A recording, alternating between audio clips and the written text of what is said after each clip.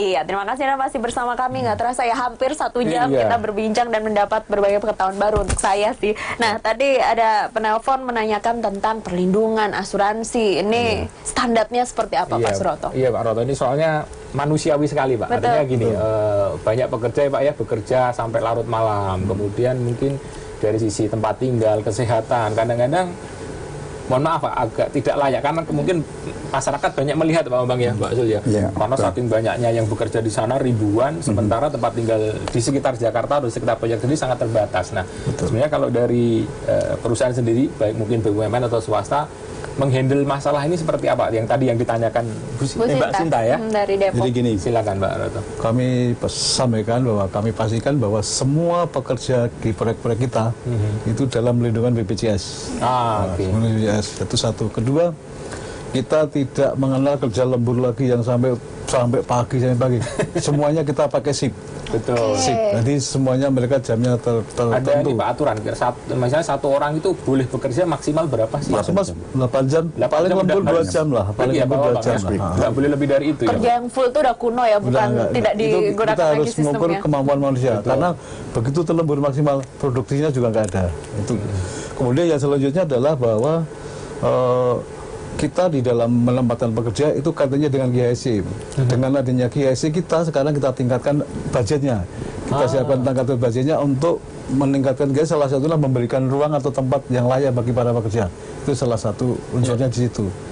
Kemudian yang penting lagi adalah kita tidak akan boleh pekerja yang sakit maksa harus kerja. Kadang-kadang karena pengen dapat duit, sakit pun dipaksa kerja. Kalau sekarang kerja itu ada ini apa medical check up gitu, berlakukan nggak Pak sekarang sebenarnya? Lakukan. Kita kerjasama dengan rumah sakit, kita punya tim ini, bahkan kita pun kalau mau bekerja kita tensinya kalau tinggi nggak bisa kerja lah. Karena ini mungkin habis begadang atau memang sakit nggak bisa kerja karena di manage profesional kira-kira ya. gitu lah. Jadi kita sebegitu detailnya perhatian kita terhadap pekerja karena ini apapun ujung tombak di dalam penyelesaian suatu proyek. Dan swasta harus follow Pak ya, nggak boleh tidak Pak ya. Kira-kira gimana Pak Bang? Sama ya? Sama lah gitulah. Kita lihat juga kerjasama antara swasta dan BUMN sekarang sudah baik. Coba kita lihat di beberapa proyek-proyek besar, semua itu BUMN welcome. Jadi standarnya harus disamakan Pak. Nggak boleh misalnya swastanya baru kecil, mungkin standar HSE-nya rendah, sementara BUMN udah tinggi. Yang tinggi nggak boleh ikut yang rendah Pak ya. Dengan adanya konsorsium ini, satu sistem. Satu sistem betul. Nah itu luar biasa Pak. Jadi memang harus didorong terus ya Pak Zul ya, antara sinergi BUMN dan swasta, sehingga nanti kemampuan kita teman-teman swasta juga tumbuh. Bisa tumbuh gitu. Akhirnya nanti swasta juga bisa berdiri sendiri. Nanti yang BUMN bisa ini Pak ya, mengerjakan pekerjaan yang lebih rumit lagi. Bagi-baginya seperti itu. Wah, luar biasa diskusi kita. Ayo, jadi sepertinya waktu kita udah. Nah, ini sebelum kita tutup, kita harus bertanya nih, optimis tidaknya tiga narasumber yang hadir di sini untuk mengerjakan ini semua tepat waktu dan zero mistake. Pak Bambang dulu, mungkin Pak Bambang kira-kira proyek ini sedang jalan Pak ya? Iya, sedang jalan, diharapkan segera selesai sesuai target tadi. Nah, kalau dari swasta ini Pak, sebenarnya harapan secara umum gitu ya, seperti apa sih berharap kepada pemerintah dan juga BUMN sehingga proyek-proyek infrastruktur yang dikerjakan oleh pemerintah kita yang luar biasa besarnya, sampai saya lupa nilainya berapa triliun, gede sekali, terutama di perhubungan juga, selain PU perhubungan Pak ya yang paling besar. Nah kira-kira bagaimana Pak Bambang harapannya? Jadi seperti yang kita diskusikan tadi bahwa kue infrastruktur ini begitu besar, gitu kan? Dan saya yakin bahwa ini bisa kita kerjakan bersama-sama dengan BUMN, swasta dan BUMN gitu kan. Tinggal memang kita ingin memastikan bahwa pembiayaan itu ada uangnya. Sehingga perlu juga memang pemerintah hadir di setiap persoalan, di setiap pendanaan, sehingga memastikan bahwa infrastruktur ini akan bisa berjalan dengan baik.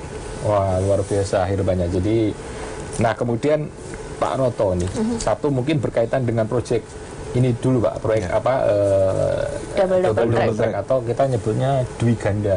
Tadi sampaikan di awal. Ini masalah istilah agak, kalau dulu kan kita biasa disuruh pakai istilah Indonesia semua, tapi ternyata agak sulit ya mentranslate itu. Nah, terhadap double track sendiri gimana Pak? Kan tentu ada kendala, ada masalah, baik teknis maupun non teknis pastinya gitu, sosial gitu. Nah, kalau harapan dari pelaksana sendiri kan Bapak sebagai leadernya KSO ya Hutan Makarya terhadap proyek ini, dan juga mungkin harapan secara umum Pak, bagaimana seharusnya BUMN itu bisa bareng-bareng ya dengan swasta, dengan pemerintah tentunya mengerjakan proyek-proyek infrastruktur yang ada gitu.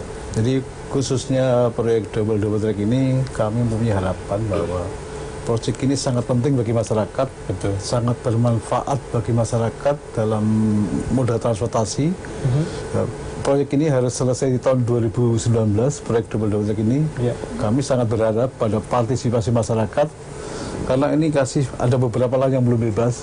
Karena ini jadi sangat kendala. Kalau ini tidak segera tuntas, target ini saya khawatir molor. Itu peran masyarakat sangat penting. Bagaimana ini bisa cepat selesai, sehingga pada gilirannya konstruksinya sendiri bisa kita selesaikan di target di September 2019. Saya pikir itu. Ya. Baik, Pak Zul, ini kan luar biasa sekali. Kendalanya, kita berharap bisa segera diselesaikan bareng-bareng tentunya karena masalah pembebasan lahan itu kalau nggak salah tanggung jawab pemerintah Pak ya. Nah, nanti bisa dengan Pak Zul kira-kira seperti apa. Betul, ini kalau kita melihat prosesnya luar biasa panjang, lalu ada nilai investasi yang luar biasa besar. Masyarakat bertanya-tanya nih, apakah nantinya ongkos yang harus dikeluarkan oleh masyarakat sama seperti yang sekarang atau ada kenaikan yang signifikan? Sejauh ini apakah sudah ada perhitungan ke sana, Pak Zul?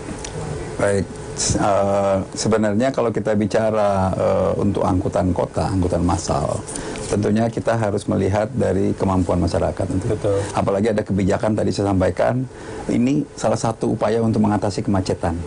Memindahkan masyarakat dari jalan menggunakan kendaraan pribadi, menggunakan sepeda motor ke angkutan massal. Ya tentunya ini harus kita formulasikan bagaimana supaya tarif itu merupakan salah satu instrumen sebenarnya untuk memindahkan masyarakat dari kendaraan pribadi ke angkutan massal, dalam hal ini kereta api. Ya saya sangat berharap sebenarnya masalah sudah di depan mata, kita harus selesaikan. 2019 double track ini harus mulai bisa dinikmati oleh masyarakat untuk menyelesaikan masalah yang ada. 2021 juga ada staging yang sudah kita rencanakan. Oke, sebenarnya tahun depan ini bisa dinikmati oleh masyarakat ya, tapi belum ada bocoran instrumen tarif yang kira-kira dikenakan untuk masyarakat. Oke, mungkin yang terakhir ini ya Pak Zul, ini berkaitan dengan lebih umum Pak, sistem perkeretaapian. Jadi kalau misalnya, mohon maaf kalau kita belajar dari beberapa negara yang sudah lebih maju dari Indonesia, sistem transportasi kereta api ini kan menjadi andalan Pak. Artinya mobilisasi masyarakat sangat mengandalkan sistem kereta api. Ada simpang, ada macam-macam gitu ya, sehingga seluruh area, katakanlah misalnya untuk Jabodetabek gitu Pak. Jadi seluruh tempat-tempat yang penting itu sudah terhubung dengan sistem kereta api. Karena saya pikir moda transportasi kereta adalah yang lebih mudah dibikin on time, kira-kira gitu ya.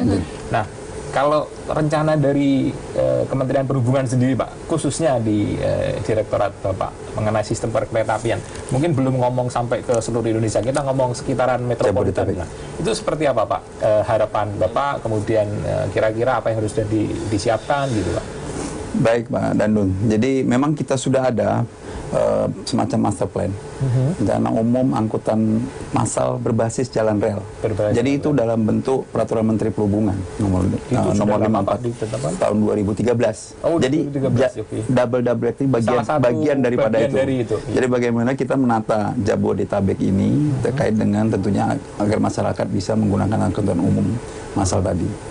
Jadi itu yang akan kita realisasikan, salah satunya termasuk LRT yang sedang kita bangun juga itu bagian daripada rencana umum kita tadi. Nah, kira-kira harapan kepada masyarakat Pak, harus sabar atau harus?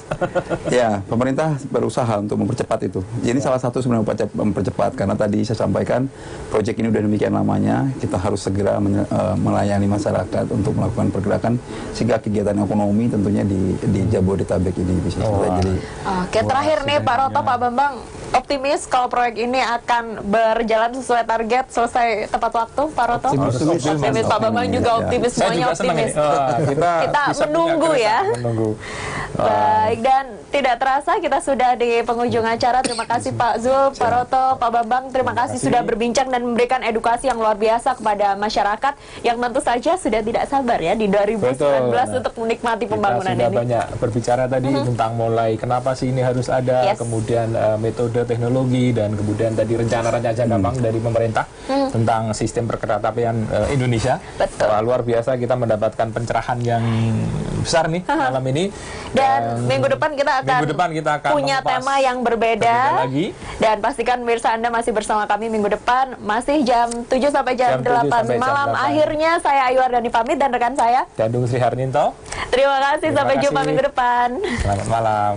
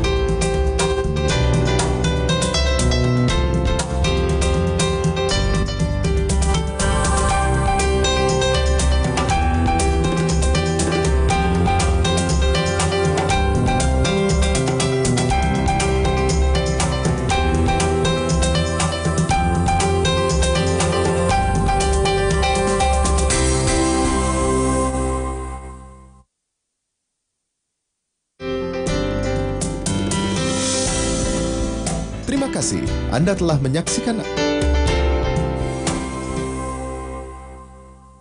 acara ini didukung oleh